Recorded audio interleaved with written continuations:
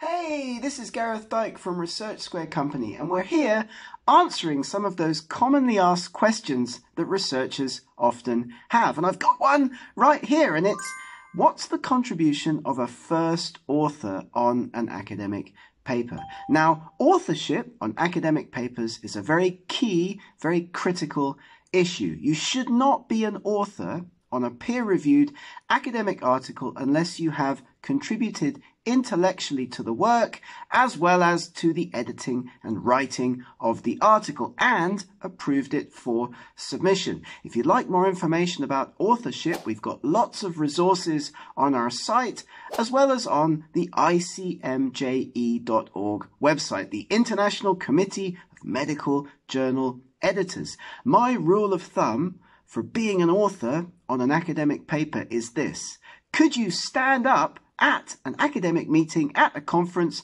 and give a presentation about that piece of work? If no, then probably you shouldn't be an author on that article. The first author on a paper, that's the lead author, that's the person that's done most of the intellectual input, most of the intellectual work. It's also, but not always, the same thing as the corresponding author.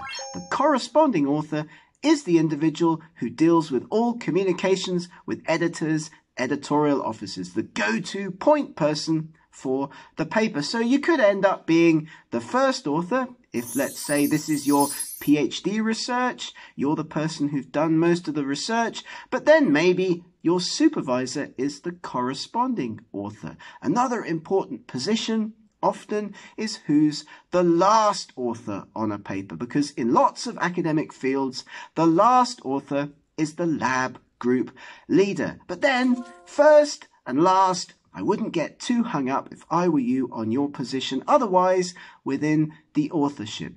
It's important to be an author on academic papers, but only if you've made that key intellectual contribution. Thank you for the question.